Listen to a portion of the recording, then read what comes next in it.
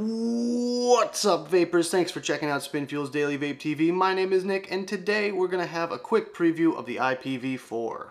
Now, before we go any further, I just want to give a huge shout out to Voltage Vape Shop in Springfield, Massachusetts.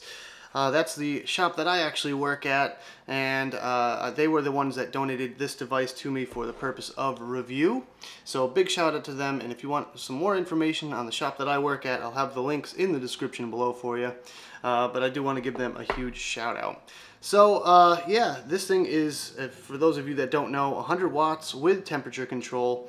One big thing that they upgraded on this version compared to the version 3 is the battery door. No more screws.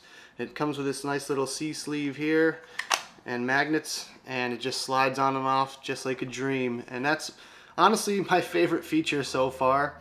The temp control is really nice, and I am rocking a VaporShark temperature control coil in the Atlantis right now, and it works really well.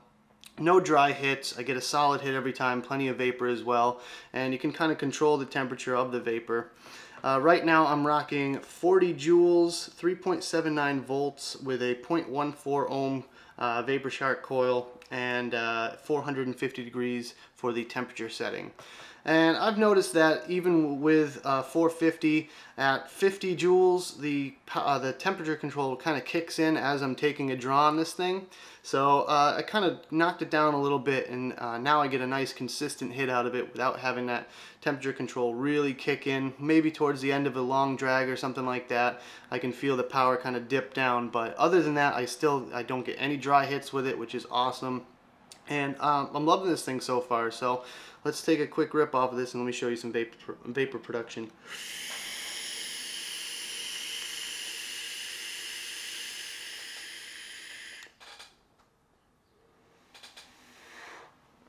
So plenty of vapor off of it. Really no complaints in that department, and I'm really looking forward to getting into some of the more intricate things like doing some nickel builds on RTAs and things like that. I do have K-Fun I can use, the Limo 2, the Monster V2 by 528 Customs, which I might be able to do some sort of temp control build on. Kind of curious about that, but we'll get into that at a later date, I suppose.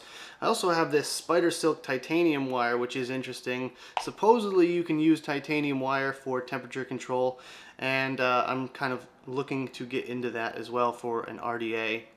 Really interested in temperature control, and that seems to be the way of the future. Everyone's going temp control with the next generation of mods.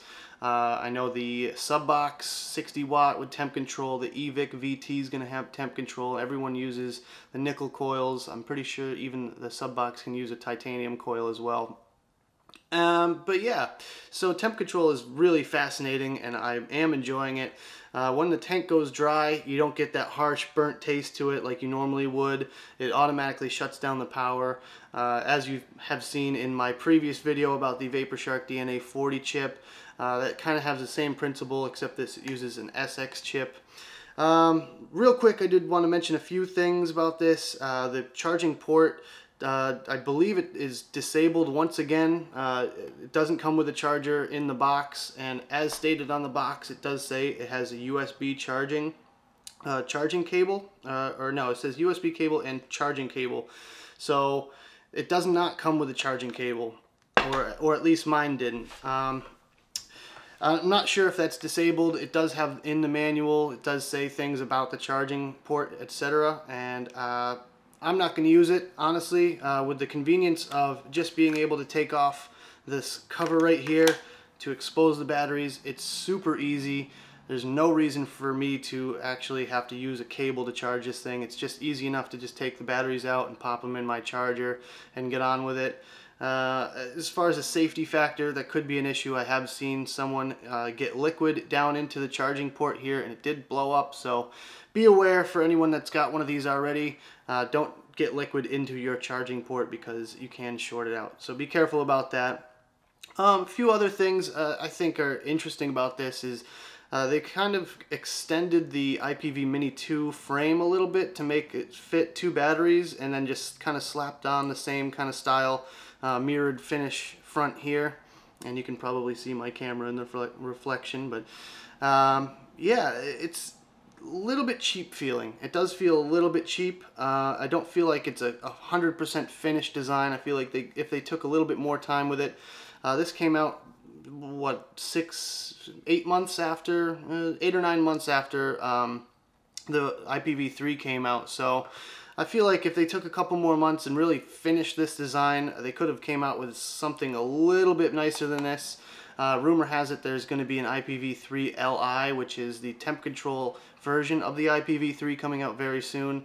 That's going to basically have an upgraded chip, and it's going to be capable of 165 watts with temperature control. So I'm not sure. We'll go over the finer points in the full review, which is going to be in about a week or so. So stay tuned for that. That about does it for this video, guys. Thank you very much for watching. Don't forget to hit that like button down there and subscribe. Check out www.spinfuel.com for lots more of my videos, as well as Smoke and Joy and Spin Fuel videos. And as always, vape on.